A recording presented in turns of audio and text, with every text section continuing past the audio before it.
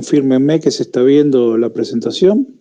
¿Por qué? Porque yo sé que tengo un objetivo. Bueno. El caso que vamos a resolver esta noche dice lo siguiente. Dice, un motor asincrónico trifásico de rotor bobinado está conectado en triángulo y tiene estas características, de las cuales se dan su tensión, 690, 400 volts, 50 Hz, 960 RPM, la resistencia de estator 0,114 ohm, la secundaria o la rotórica referida R'2 0,4 ohm, X de cortocircuito, es decir, el conjunto X1 más X'2 igual 2 ohm, y la relación de corrientes de estator a rotor es 2. Dice, si se desprecian las corrientes, si se desprecian la corriente de vacío y las pérdidas mecánicas, calcule A, el par y la corriente de línea en el arranque directo y en el arranque estrella triángulo. B, el par y la corriente de línea en el arranque mediante autotransformador que en el momento de arrancar la máquina suministra al estator una tensión de línea de 248 volts. Repetir el cálculo del par y de la corriente de línea si ahora se utiliza un arrancador electrónico que en el instante de arrancar proporciona al estator una tensión de línea de 200 volts. C. Calcular el par asignado, es decir, el par nominal.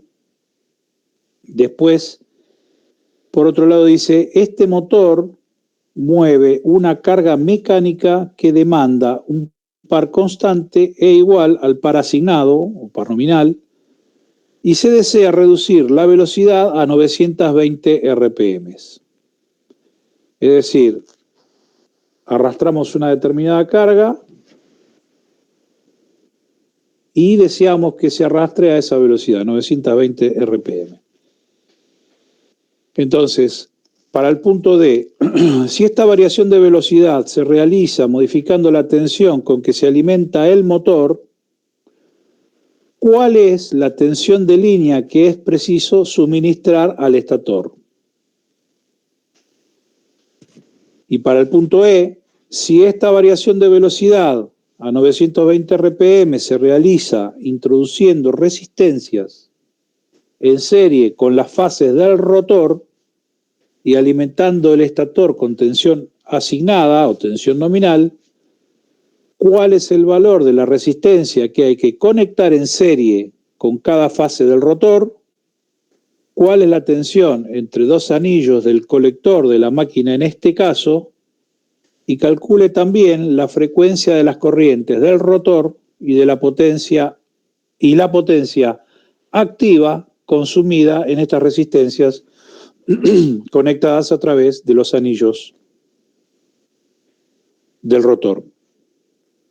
Nota, salvo la pregunta E, esta última pregunta, el motor tiene siempre su rotor en cortocircuito. ¿Ok? Bueno, ¿alguna duda con el enunciado?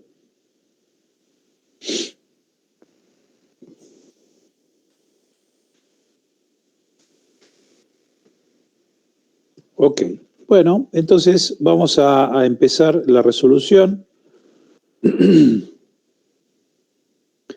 El primer punto es el par y la corriente de línea de arranque en directo y el arranque en estrella triángulo. Acá tenemos todos los parámetros de la máquina, así que vamos a comenzar. Entonces,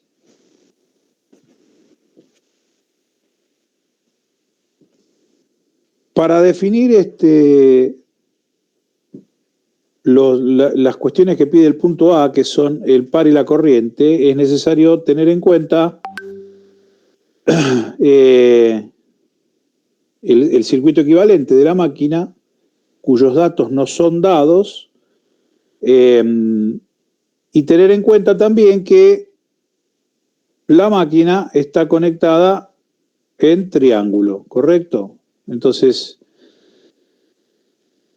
con ese dato de la forma en que está conectado el estator y con el dato de la tensión nominal, la tensión de placa de la máquina, que es 690, 400 volts, entonces nosotros podemos decir lo siguiente.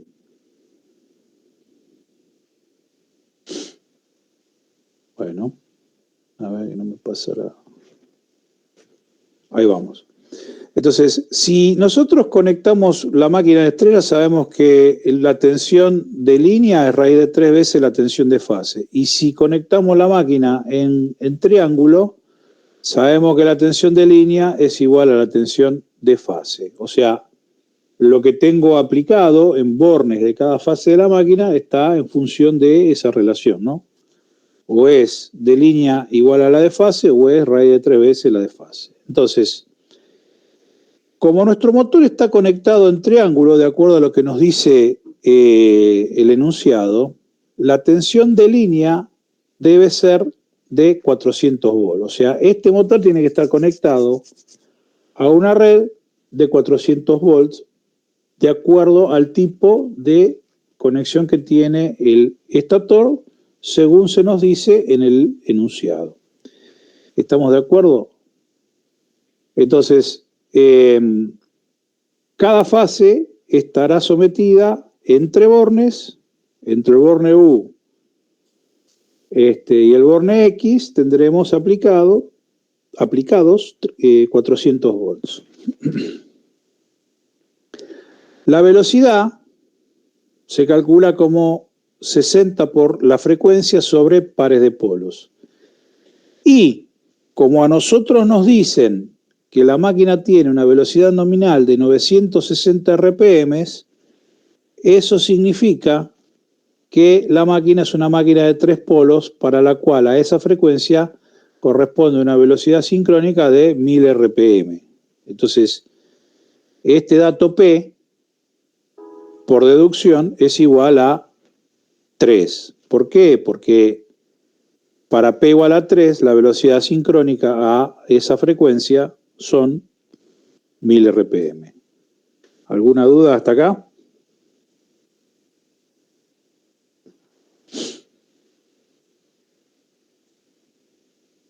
¿Ninguna? Bueno, seguimos.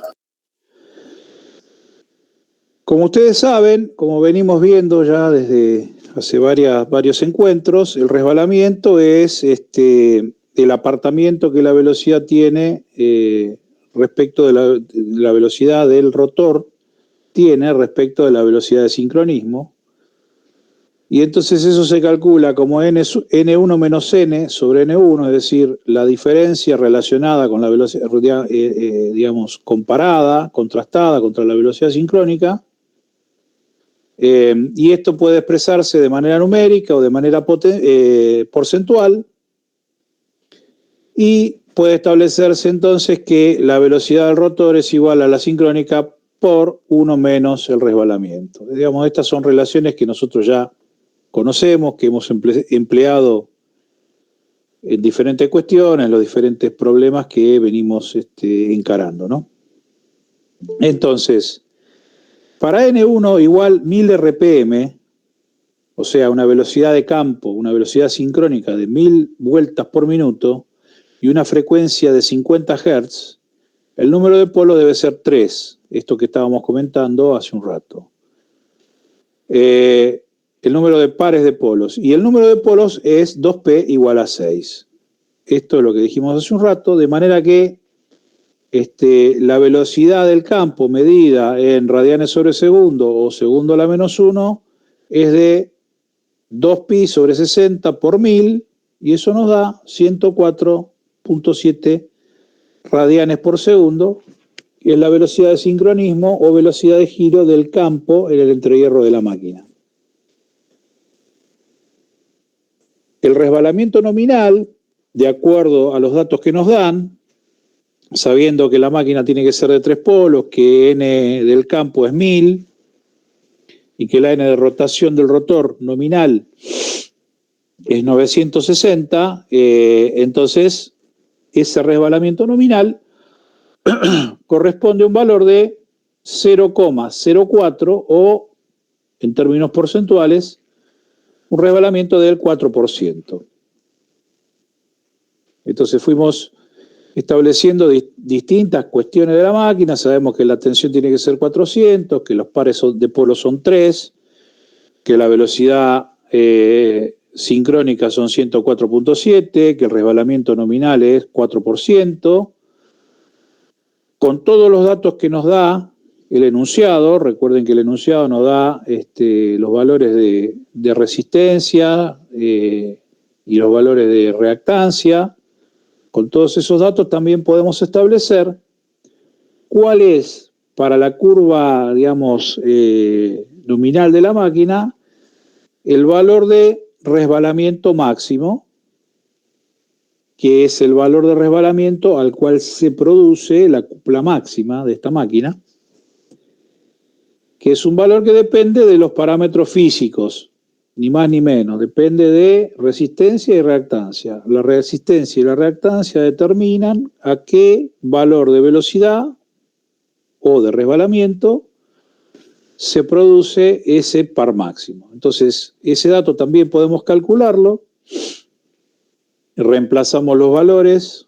Esta fórmula es una fórmula conocida.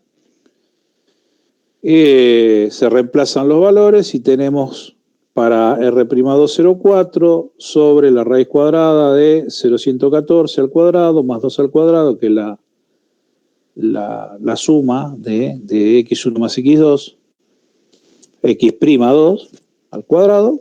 Bueno, eso nos da que el resbalamiento máximo se produce, digamos, la cupla máxima se produce a un valor de resbalamiento que llamamos resbalamiento máximo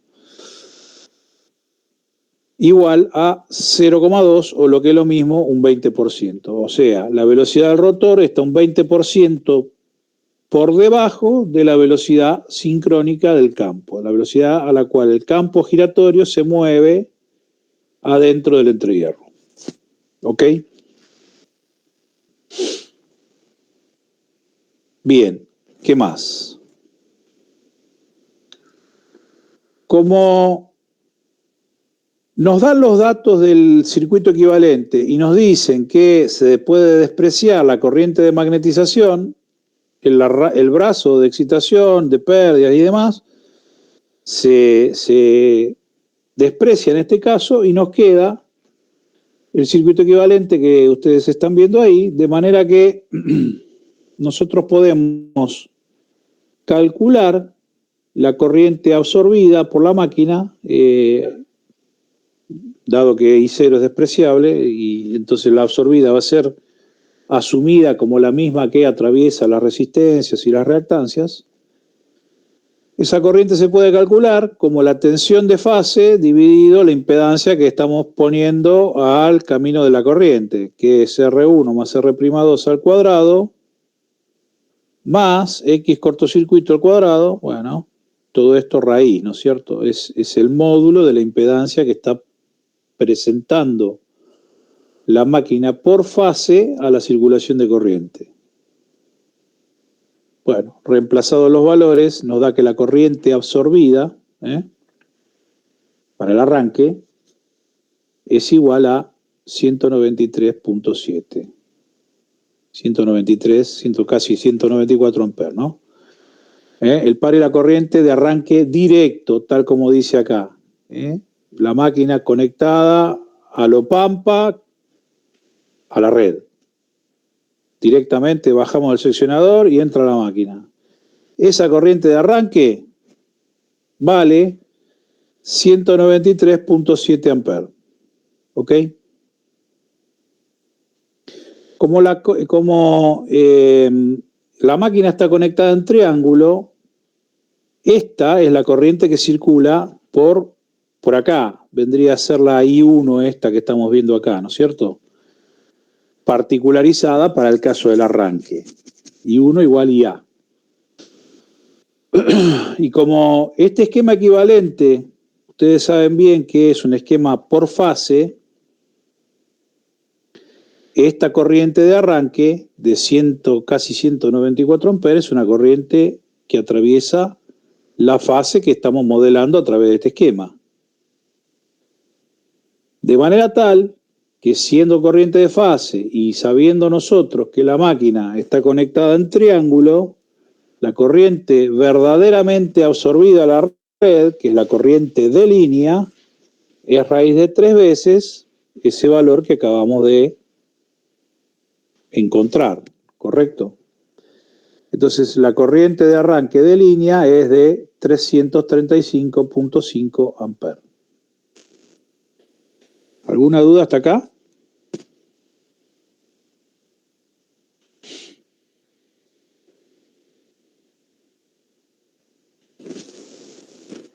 Bien. Bueno, el par de arranque es el par que se produce en la máquina en condiciones de arranque. Eso es particularizando la fórmula del par para cuando S es igual a 1, que es el valor de resbalamiento en el arranque de la máquina. ¿Estamos de acuerdo? De manera tal que el par de arranque entonces va a ser la particularización de esta fórmula para cuando S es igual a 1. Entonces el número de fases es 3, R'2 sobre 1, o sea 0,4, dividido 2πn sobre 60, que era 104.7, según nosotros calculamos hace un rato, multiplicado por la corriente de fase.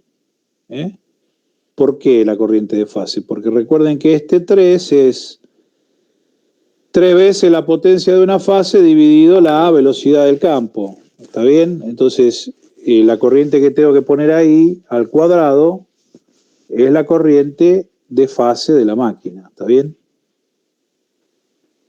Bueno, reemplazados los valores, hechas las cuentas, nos da que el par de arranque de la máquina es de 430 Nm. Ese es el par de arranque directo de la máquina. Es decir, si yo conecto la máquina sin ningún dispositivo intermedio, sin ningún dispositivo intermedio entre la red y el motor para efectuar la operatoria de arranque, es decir, sin un arrancador estrella triángulo, sin un autotransformador, sin un arranque suave, etcétera, la corriente que va a estar absorbiendo es la que calculamos y el par que se va a estar produciendo en la máquina es este que acabamos de determinar, 430 Nm. Ahora bien, si en lugar de hacer un arranque directo, nosotros hacemos un arranque con estrella triángulo, bueno, ustedes saben bien, porque lo han visto seguramente en la teoría, que cuando nosotros efectuamos un arranque a través de este método, a través del sistema estrella-triángulo, bueno, las tensiones puestas en juego varían y esa variación de las tensiones hace que las corrientes puestas en juego y los pares puestos en juego en un arranque estrella-triángulo también varíen. Esto trae como consecuencia algunos beneficios y también posibles contrariedades, porque si bien la corriente absorbida cuando yo estoy arrancando a través de un arranque estrella-triángulo disminuye a la tercera parte, la corriente absorbida sobre 3 me da la corriente en arranque estrella, es posible que ese beneficio penalice otra cuestión que tiene que ver con que el par también se reduce a la tercera parte. Y entonces, ¿qué puede pasar? Y puede ser que yo tenga que arrancar una máquina cuyo par resistente sea superior al que me permite conseguir un arranque estrella-triángulo. Entonces, en consecuencia, ese tipo de arranque no es útil, no sirve. ¿Por qué? Y porque el par que entrega la máquina va a estar por debajo del par que me demanda la carga que yo tengo que mover, y entonces, bueno, obviamente nunca va a poder mover la carga que estoy queriendo impulsar.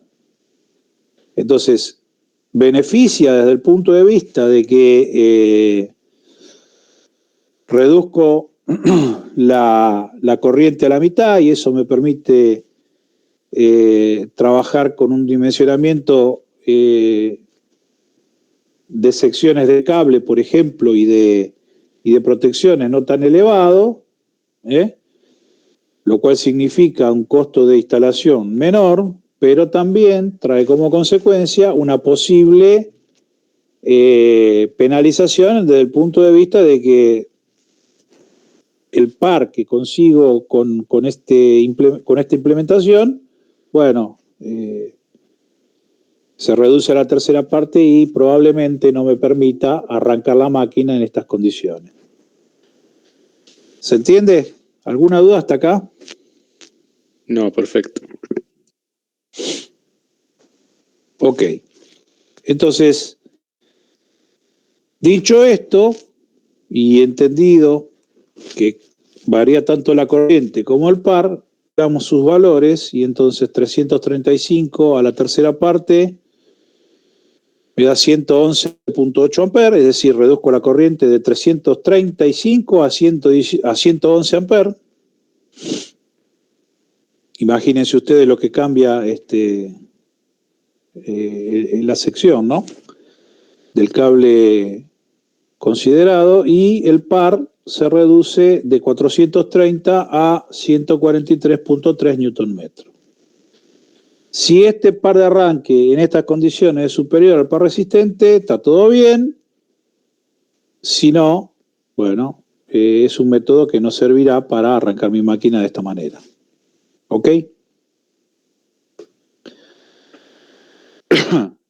Bien, en el punto B se analizan otros dos tipos de arranque que tienen que ver con implementar arranque a través de autotransformador o bien un arranque de tipo electrónico, que en cualquiera de los casos, lo que siempre, incluso hasta la estrella triángulo, ¿no?, siempre lo que está puesto en juego acá es la variación de la tensión de alimentación al momento del arranque. En cualquiera de los casos, lo que estamos provocando, ya sea con una estrella triángulo, ya sea con un arranque electrónico, estamos provocando una variación en la tensión de arranque, y eso, como consecuencia, obviamente reduce la corriente, ¿no? Porque si yo tengo menos tensión aplicada a los bornes del motor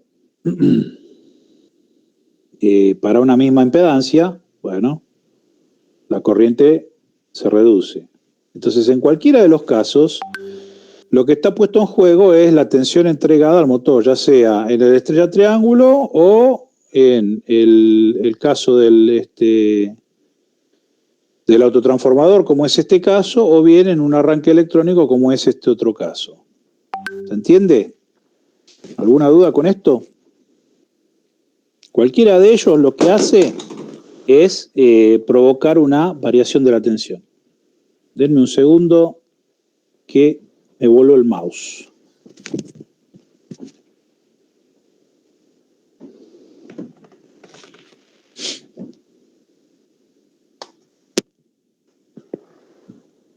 Bueno.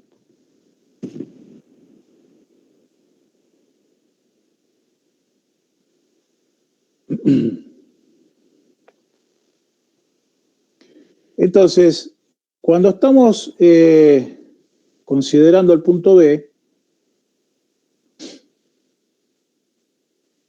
tanto para el caso del electrónico como el caso del autotransformador, lo que se pone en juego es la variación de tensiones. Y eso se caracteriza por un parámetro, que es el parámetro X, que ustedes ven ahí, que es la relación entre la tensión que a través del dispositivo que estamos intercalando hacemos llegar al estator del motor y la tensión real de la línea, ¿no? Entonces, fíjense que acá, de acuerdo al enunciado, acá decía, cuando suministra al estator una tensión de 248 volts, en el caso del autotrafo, y una tensión de 200 volts en el caso del arranque electrónico, ¿correcto? Bueno. Ese porcentaje de variación de tensión, el parámetro X, se establece a través de la relación 248-400. Eso me da un X de 0,62. Y en el otro caso, en el caso del electrónico, me da 200 sobre 400, un X de 0,5. En cualquiera de los casos, la corriente y el par dependen siempre de esta variación al cuadrado. Fíjense que tanto para el caso del autotrafo como para el caso del arranque electrónico, la corriente y el par se ven afectados por esa relación de variación al cuadrado. En un caso, 0,62 al cuadrado por la corriente que se tomaría en arranque directo y 0,62 al cuadrado por el par que se produciría en arranque directo. Y para el caso del electrónico, lo mismo. 0,5 al cuadrado.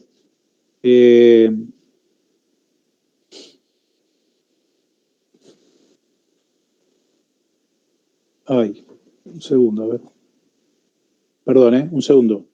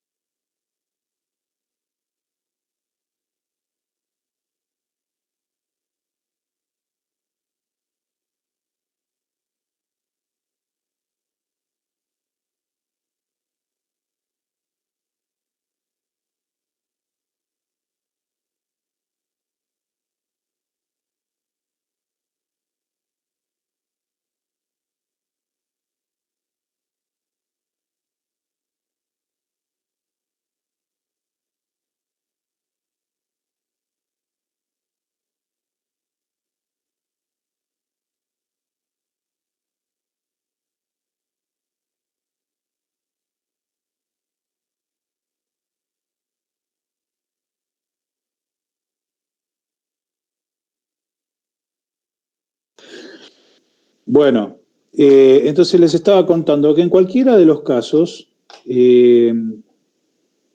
interponer un sistema de arranque, ya sea un transformador, como en este caso, del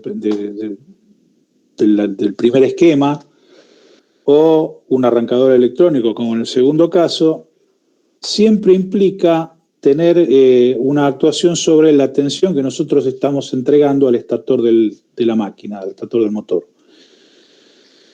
Esa intervención se caracteriza a través de la relación que existe entre la tensión entregada realmente al estator y la tensión de alimentación de la red,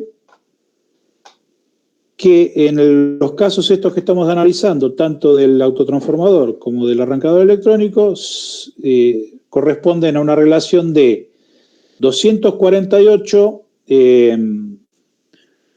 volt respecto de 400 y 200 volt respecto de 400. Y esta relación es la que afecta ¿cómo se llama? Tanto a la corriente como al par de la máquina. Fíjense que en el mismo sentido, cuando nosotros hablamos de un par de arranque en estrella triángulo o una corriente de arranque en estrella triángulo, también lo que está implícito acá es la relación entre la tensión real que tendríamos en un arranque directo respecto de la tensión real que tenemos a través del método de arranque que estamos interponiendo. Fíjense que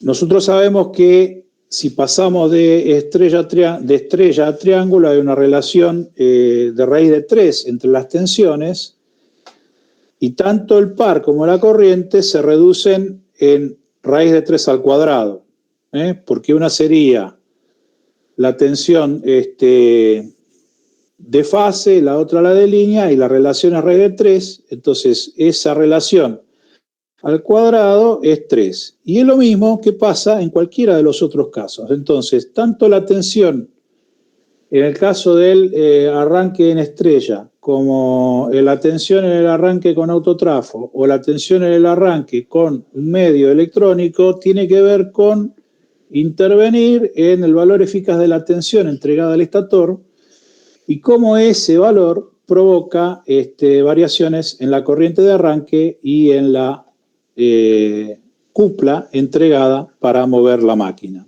¿Correcto? En cualquiera de los casos, por distintos métodos, lo que hace es modificar el valor eficaz entre bornes de los bobinados del motor. Y eso implica una afectación directa en corriente y en el par entregado. Bien. ¿Qué pide el punto C? El punto C pide el par asignado, es decir, el par nominal de la máquina, ¿correcto? Bueno, en estas condiciones, en caso nominal,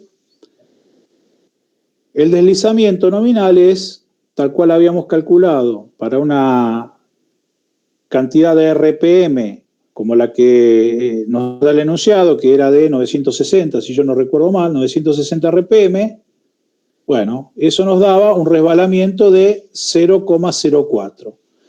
Este es el resbalamiento nominal y entonces a este valor de resbalamiento es cuando la máquina, si se la alimenta con tensión nominal y se le demanda con el par nominal, bueno, en este valor de resbalamiento se produce el equilibrio de la cupla resistente con la cupla motora y es el punto de funcionamiento de equilibrio de la máquina. Entonces, para calcular el par de la máquina, planteamos la relación que también es conocida, número de fases por R'2 sobre S, multiplicado por la tensión de fase al cuadrado, dividido la velocidad de campo, 2pi n1, esta recuerden que era la velocidad sincrónica, sobre 60, o sea que esta es la velocidad del campo giratorio, dividido el módulo de la impedancia al cuadrado. Porque ¿esto qué es? Recuerden que esto es la corriente al cuadrado. Si ustedes miran bien esta fórmula, ¿qué tengo yo acá? Tengo potencia, todo esto es potencia, dividido velocidad. ¿Está bien? Acá, yo lo que estoy teniendo es, todo esto es potencia, R por I cuadrado, ¿qué R? R'2 sobre S por I cuadrado, o sea, tensión al cuadrado dividido el módulo de la impedancia al cuadrado. Por eso se va a la raíz cuadrada, ¿no es cierto? Y nos queda R1 más R'2 sobre S al cuadrado más X de corto al cuadrado. ¿Está bien? Todo eso dividido la velocidad del campo, bueno, y multiplicado por 3, porque recuerden que el análisis que uno hace a través de los parámetros y del circuito equivalente es un análisis por fase, asumiendo que las 3 fases de la máquina son simétricas y equilibradas, y entonces, bueno, lo que pasa en una fase lo puedo replicar por 3 a la totalidad de la máquina. En este caso en particular, para el caso nominal, para el resbalamiento S igual 0,04, bueno, la resistencia rotórica referida y afectada por el resbalamiento es 0,4 sobre 0,04, es decir, el resbalamiento del 4%, esto me da una resistencia de 10 ohm para este estado de funcionamiento de la máquina. De manera entonces que el par nominal, reemplazando todos los parámetros que tenemos como datos y conocidos y que hemos calculado, por ejemplo, el resbalamiento, en esta fórmula, bueno, el par nominal de la máquina nos queda en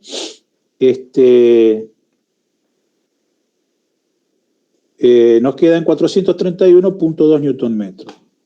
Esta fórmula que ustedes ven acá es interesante, ¿por qué? Porque permite calcular el par para cualquier estado de carga, incluso, por ejemplo, para el par máximo. ¿De qué manera? Reemplazando el resbalamiento que corresponde al resbalamiento de cupla máxima, o en el arranque, reemplazando el resbalamiento por el resbalamiento que corresponde al estado de arranque, que es S igual a 1. Entonces, esta fórmula, que es general, puede particularizarse después en función de qué valor de S yo esté considerando en la fórmula para un determinado punto de la curva de la respuesta mecánica de la máquina, T en función de S o en función de velocidad. ¿Se entiende hasta acá? ¿Alguna duda?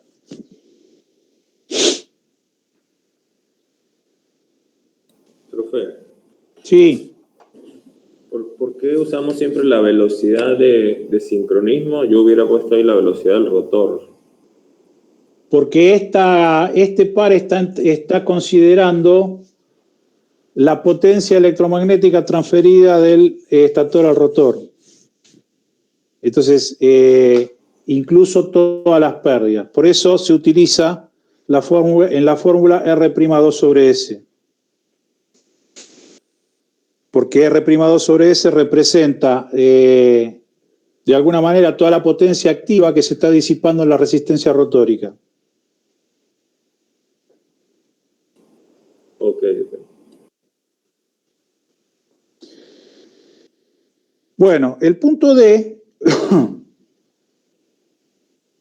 decía, este motor mueve una carga mecánica que demanda un par constante e igual al par asignado, o sea, al par nominal, y se desea mover esa carga a una velocidad de 920 RPM. Es decir, fíjense ustedes que el valor de velocidad nominal de la máquina es 960 y yo quiero mover un par igual al nominal, pero a otra velocidad, a una velocidad menor. Es decir, la carga que yo tengo que arrastrar, que tengo que poner en movimiento, es la misma que la nominal, pero mi proceso exige que en vez de mover la 960, la tenga que mover a 920 con esta misma máquina. Entonces, si el punto D dice, si esta variación de velocidad se realiza modificando la tensión con que se alimenta el motor, ¿cuál es la tensión de línea que tengo que darle al estator? O bien, si esta variación de velocidad se realiza por otro método, por ejemplo, introduciendo resistencias en serie con el rotor, bueno, ¿cuál es el valor de la resistencia y qué tensión tengo entre anillos, etcétera, etcétera? ¿Qué quiere decir esto? Quiere decir que, en principio, lo que está pasando acá es lo siguiente. Yo tengo, por decirlo de alguna manera, esta curva azul, que es la respuesta natural o la curva natural de la máquina, tal y como viene de fábrica, con parámetros nominales, garantizado por el fabricante, por ensayos, etcétera. Después, en función de las condiciones en las cuales yo la pongo en funcionamiento, esta máquina, esa curva puede variar. Por ejemplo, si yo la alimento con tensiones distintas a la nominal, esa curva varía. Y si yo le hago algún injerto externo, por ejemplo, dado que la máquina es de rotor bobinado, inserto resistencias en serie, también estoy modificando esa curva natural que está en azul. ¿Se entiende esto? Entonces, en el punto D vamos a calcular la nueva condición de funcionamiento, es decir, el mismo par que puede entregar la máquina nominalmente, pero con otra condición de velocidad porque mi proceso lo exige así. Y eso lo vamos a hacer variando la tensión. El nuevo deslizamiento para esta nueva condición de funcionamiento es 1000 menos 920 sobre 1000 es un 8%, es decir, un resbalamiento del 8%, el doble del resbalamiento nominal. La resistencia propia de la máquina en el estator referida al rotor R'2 sigue siendo la misma, pero esta condición de funcionamiento hace que el R'2 sobre S sea distinto, sea 0,4 sobre 0,08, cuando antes era sobre 0,4 sobre 0,04. Es decir, hay un cambio producto de un nuevo punto de equilibrio entre mi carga y mi máquina motriz. Si se cambia la tensión de alimentación, los pares varían proporcionalmente al cuadrado de las tensiones, y eso lo acabamos de ver en la fórmula anterior. Fíjense que el par es directamente proporcional a la tensión al cuadrado, tensión de fase al cuadrado. Quiere decir que si yo varío tensión, varío V, y V al cuadrado impacta en M. Entonces, tocar la tensión de alimentación, así como ya vimos en el caso de los distintos sistemas de arranque, implica tocar la cupla que puede entregar la máquina, y no de manera lineal, sino de manera cuadrática. ¿Por qué? Porque el par aparece elevado al cuadrado en la fórmula, ¿ok? Entonces, fíjense que acá el par aparece también al cuadrado, y el hecho de necesitar un resbalamiento de 0,08 para esta condición de 920 RPM, pero al mismo par nominal me libera, digamos, la posibilidad de calcular a qué tensión tengo que estar trabajando. ¿Para qué? Para que se mantenga el par, pero a otra velocidad. Y esa tensión es de 301.3 volts. ¿Qué es lo que pasa acá? Bueno, pasa que la curva, cuando uno toca la tensión, la curva se achata, se baja. ¿Producto de qué? De que el par depende del cuadrado de la tensión, pero tiene esta nueva curva una característica. Y fíjense que es un tema interesante, porque siempre se mantiene el resbalamiento máximo al mismo valor de resbalamiento máximo correspondiente a la curva natural de la máquina. ¿Y eso por qué? Y bueno, porque ese punto en particular no depende de la tensión de alimentación. Fíjense que,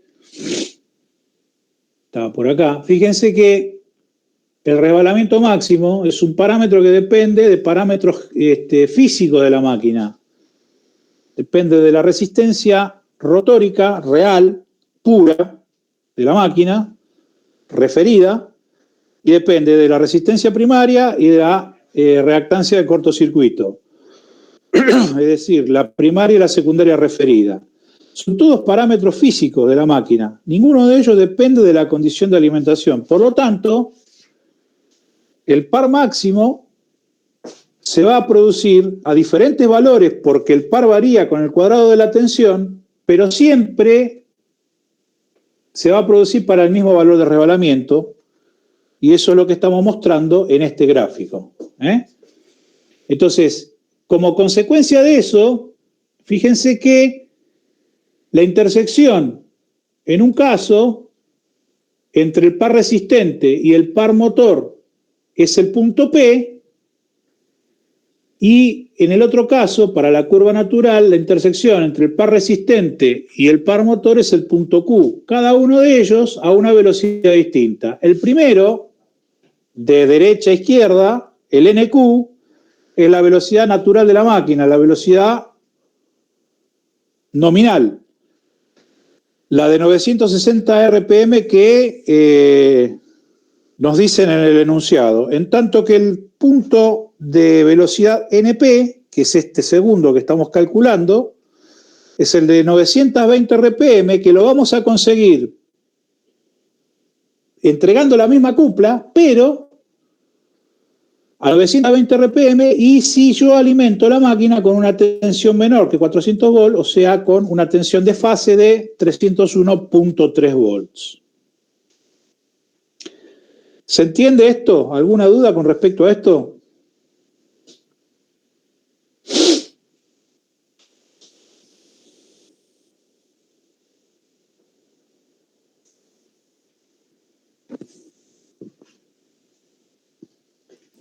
Todo claro por ahora, Marcelo. Ok. Entonces, este es un caso donde uno puede, uno de los casos en los que uno puede modificar la curva natural de la máquina desde el punto de vista de modificar la tensión entregada en bornes de estator. En ese caso, la curva se mueve, podríamos decir que la curva se mueve de arriba hacia abajo, digamos. ¿Por qué? Porque los valores de cupla, y en especial se nota mucho en la cupla máxima, dependen del cuadrado de la tensión. Entonces, cuando yo toco la tensión, juego verticalmente con la curva natural. La voy moviendo hacia arriba y hacia abajo, pero con la característica de que el punto el punto donde se hace cero la cupla y el punto donde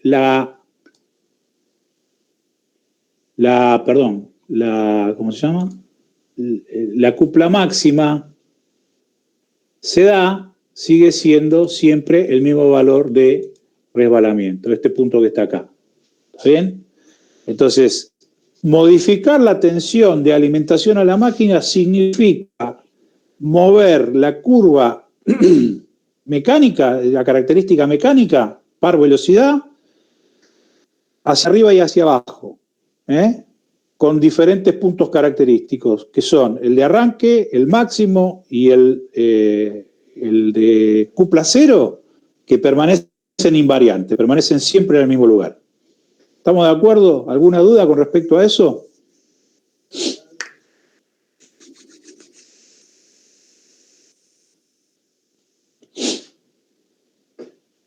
Bien. Pero también existe la posibilidad de trabajar en esta condición a través de mover la curva, ya no en el sentido vertical, es decir, hacia arriba o hacia abajo, sino mover la curva en este sentido, digamos, hacia un lado y hacia el otro, modificando otras cuestiones. Y eso es lo que pide el punto que sigue. Dice, bueno, si lo hago laburar a 9.20, pero en tal condición. ¿Cómo es que dice? Dice, si esta variación de velocidad se realiza introduciendo resistencias en serie con las fases del rotor y alimentando el estator con tensión nominal, bueno, decime cuánto tiene que ser la R, qué tensión tengo entre anillos colectores, etc. Entonces vamos a ver ahora la otra posibilidad de lograr el mismo punto de funcionamiento, cupla resistente igual a cupla nominal de la máquina y 920 RPM, pero ahora modificando otro parámetro que es ¿qué? La condición física de la máquina, metiendo R en el estator. Y entonces, en ese caso, ¿qué es lo primero que vemos? Y fíjate, si yo meto R en el estator, esto ya cambia. Porque la R'2, lo que va a estar viendo el primario que viene del secundario en términos de resistencia, ya no es lo mismo. Va a ser otra cosa, va a ser la R propia más lo que yo le esté agregando de afuera. Y entonces, en esa condición, ¿qué va a estar pasando? Y mirá, va a estar modificándose el punto de rebalamiento máximo. Entonces, puedo jugar con la curva hacia arriba y hacia abajo tocando tensión y puedo jugar con la curva de izquierda a derecha modificando parámetros de la máquina. Siempre y cuando la máquina sea una máquina de rotor bobinado, obviamente. No puedo hacer esto con una máquina de rotor jaula. Entonces,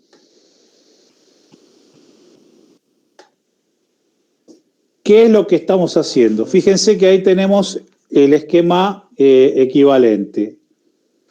Nosotros estamos alimentando desde la izquierda con la tensión de red, B1 de línea y 1 de línea, que entran al estator, y tenemos acá, normalmente, esto sería un cortocircuito acá, digamos, ¿no? El rotor cortocircuitado con su resistencia natural o resistencia propia, producto de el bobinado del rotor. Pero en este caso, ¿qué estamos haciendo? Levantamos el puente de cortocircuito y agregamos Rs exteriores, determinada Rx, que hasta puede ser variable. Entonces, cada punto de R produce una consecuencia distinta. Y corremos el puente de cortocircuito acá afuera, de manera tal que la R propia natural del estator del rotor que tenía la máquina ahora se ve incrementada en R'2 más Rx'. ¿Se entiende? Vuelvo a repetir, esto siempre es posible si la máquina tiene anillos, lo cual implica rotor bobinado, ¿no es cierto?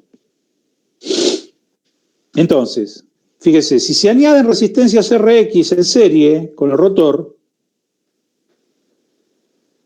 el par máximo no varía, pero sin embargo, el S máximo, o sea, el valor de resbalamiento al cual ese par máximo se produce, sí varía porque la fórmula con la cual calculamos el resbalamiento máximo ahora pasa a tener en el numerador R'2 más Rx', es decir, la agregada referida al estator. Y entonces eso cambia el resultado del valor de ese máximo. Como consecuencia de eso, ustedes pueden ver acá en el gráfico que está a la derecha, en azul, o el gráfico, digamos, que está más a la derecha, no sé cómo se ve por ahí en la pantalla de ustedes, porque a veces se distorsionan los colores, digamos, pero la gráfica que está más hacia la derecha es lo que llamaba yo antes la curva natural de la máquina. Es la curva con resistencia agregada igual a 0. Es decir, la curva con la R propia de rotor de la misma máquina. Después, hacia la izquierda se vienen sucediendo otras diferentes curvas, que son la misma máquina, pero con la RX en diferentes puntos de equilibrio, digamos. Esto, imagínense un reóstato que yo lo clavo en diferentes posiciones, ¿no? Entonces, tengo una RXB que es mayor que RXA, es decir, tengo la propia más la agregada en un punto, y tengo una RXC para la tercera curva, donde la resistencia total rotórica referida al primario es mayor. ¿Por qué? Y porque agregué más RX acá. Entonces, ¿qué es lo que estoy logrando? Lo que estoy logrando acá es, a partir del hecho de agregar resistencia en el rotor, estoy moviendo mi curva hacia allá. ¿Está bien? Pero fíjense que en cualquier caso, el valor máximo sigue siendo el mismo. Entonces, mientras en el primer caso queda fijo el resbalamiento máximo y puedo variar el valor de la cupla máxima, en el segundo caso queda fijo el valor de la cupla, pero lo que varío es el valor del resbalamiento al cual se produce esa cupla máxima. ¿Se entiende? En cualquiera de los casos, yo puedo entregar el par resistente requerido, igual al par nominal, con, ¿qué cosa? Con diferentes valores de velocidad, ¿no es cierto? ¿Se entiende? Una cosa es si está en la curva natural, otra cosa es si está en la curva del medio, con un valor de R agregada, otra cosa es si es la curva C, con más R agregada. Es decir, bueno, esta es una de las ventajas que tiene este tipo de máquina, ¿no? Una máquina que está pensada, diagramada y calculada y construida para una determinada potencia nominal, un resbalamiento nominal y unas condiciones de alimentación nominales. Si yo toco alguna de esas cuestiones, bueno, le doy una flexibilidad de uso, tanto en valor de cupla como en valor de velocidad, interesante a una máquina que puede adaptarse a diferentes procesos productivos. ¿Ok? Entonces, ¿qué dice acá? Dice, la velocidad corresponde al punto A cuando el rotor está en cortocircuito. RXA igual a 0, es decir, no tengo resistencia externa agregada. El motor gira a la velocidad del punto B con resistencia añadida RXB en serie con el rotor. Es decir, ahí agregué un toque de resistencia. Y después, si agrego más, el conjunto funciona, digamos, en el punto C, con RXC, otro valor de resistencia distinto. ¿Alguna duda con esto hasta acá?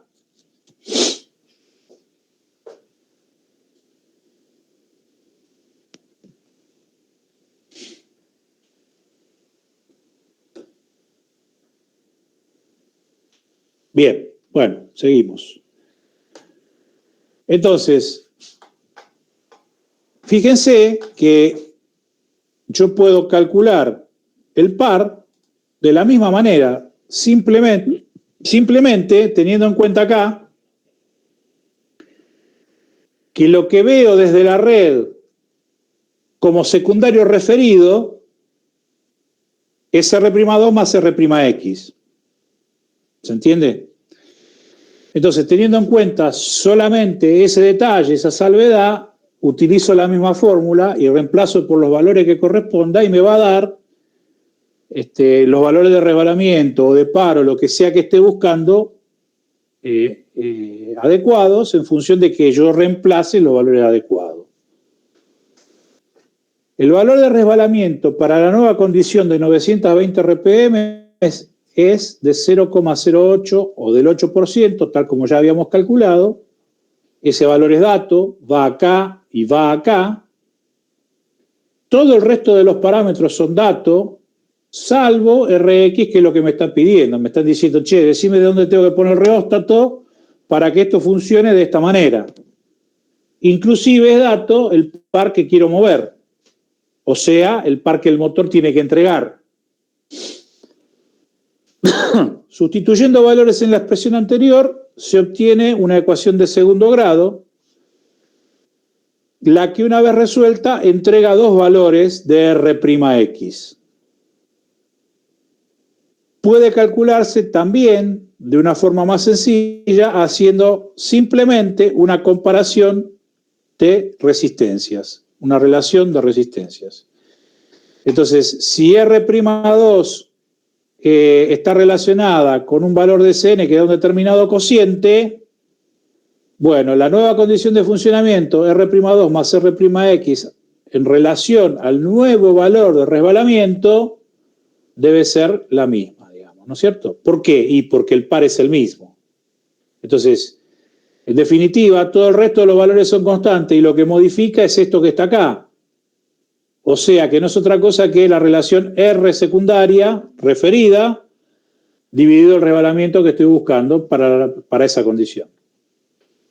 Entonces, uno lo puede calcular de esta manera, resuelve y despeja obteniendo una ecuación cuadrática que se resuelve por la fórmula resolvente, o bien al mismo resultado se puede llegar haciendo la comparativa de relación de resistencias a resbalamientos.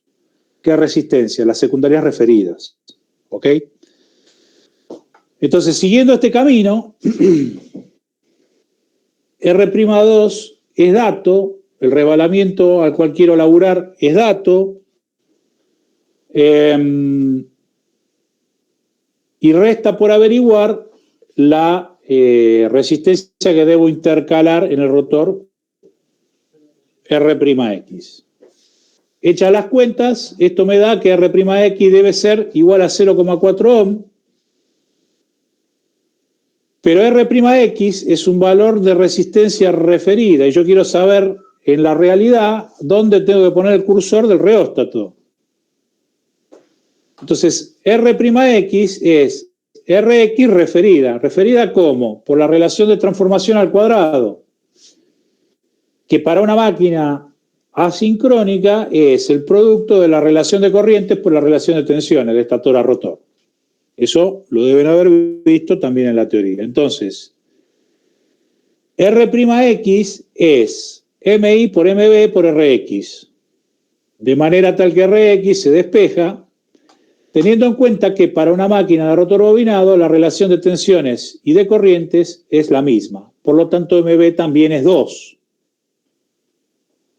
Reemplazo, hago las cuentas, 0,4 dividido 2 por 2, es 0,4 dividido 4, me da que la R real que yo tengo que intercalar en el rotor es de 0,1 ohm. Esa R luego referida para el circuito equivalente y para todos los cálculos se refiere como 0,4. Pero estamos hablando de la misma resistencia, una medida en términos reales y otra medida en términos reflejados. ¿Ok? Bien. Entonces ya logré determinar dónde tengo que poner el cursor. ¿Para qué? Para que entregue la misma cupla que la nominal, pero a una velocidad de 920 RPM. En esas condiciones, la corriente I'2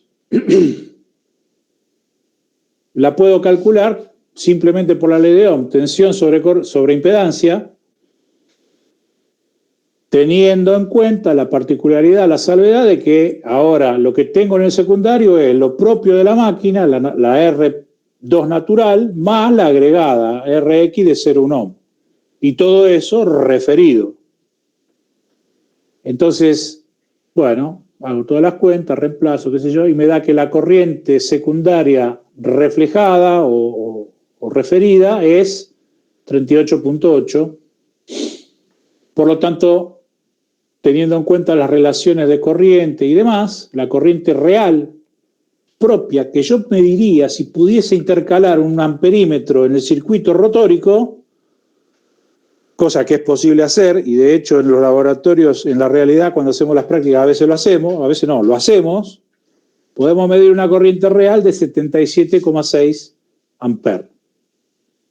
¿Eso por qué? Y porque el circuito está, digamos, a disposición, está ahí para que uno lo pueda intervenir de la manera que quiera, por ejemplo, intercalando voltímetros, por ejemplo, intercalando amperímetros, y es posible detectar, medir la corriente real que circula en el rotor en estas condiciones. ¿Ok? Tanto las tres fases del rotor como las tres resistencias Rx están conectadas en estrella, de manera tal que la I2 de línea es igual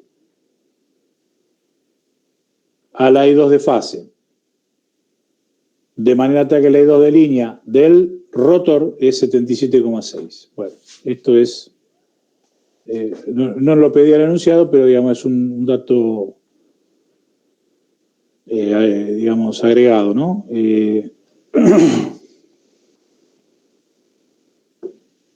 Corriente de línea de rotor igual a la corriente de fase del rotor. La tensión entre dos anillos del colector es igual a la tensión V2 de línea entre fases. Entonces,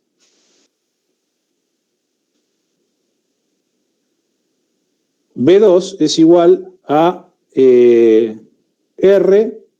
por I2 de línea, que es lo mismo que Rx por I2, y en definitiva me da 7,76 volt en fase y 13,4 en línea. Fíjense que eso tiene que ver con esto que está acá, ¿no es cierto? Las resistencias Rx están conectadas en estrella, de manera tal que la tensión de línea está acá, la corriente de línea es la corriente de fase, tal como veníamos hablando recién, y esta tensión V2L es la tensión entre ¿qué? Entre anillos, ¿correcto? Es la tensión entre anillos. Entonces, eso es lo que estamos calculando acá. La tensión entre anillos de fase es 7,76 volt y la tensión de línea es de 13,4 volt. La frecuencia de las tensiones y corrientes inducidas en el rotor, ¿cómo se calcula? Bueno, se calcula teniendo en cuenta el resbalamiento del estado de funcionamiento y la frecuencia de alimentación, la frecuencia de la red. Entonces, F2 es S por F1. Para este estado de funcionamiento, a 920 RPM correspondía un resbalamiento del 8%. La frecuencia original, la frecuencia de red es 50, así que estamos hablando de 4 Hz para lo que está pasando en el rotor.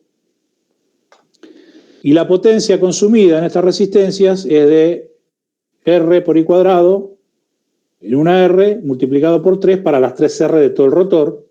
Eso me da 1807 watts, 1,8 kilowatts.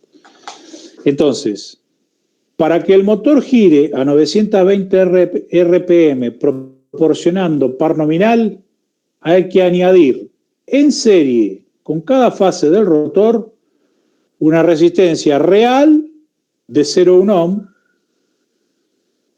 que después referida para los cálculos es 0,4. En esta situación, la tensión eficaz entre anillos tiene un valor de 13,4 volt en línea y una frecuencia, tanto las tensiones como las corrientes, de 4 Hz. Y esa resistencia agregada incrementa energía perdida, energía de pérdidas, en una potencia de 1807 watts, que después multiplicada por el tiempo que eso dure funcionando me da la energía perdida por este circuito adicional que estoy agregando para llevar mi proceso a la condición de funcionamiento necesaria que está pedida en el enunciado. Bien, ¿qué más? Nada más.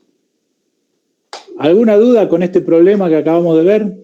¿Alguna inquietud, algo que no se haya podido retener o que no haya resultado claro?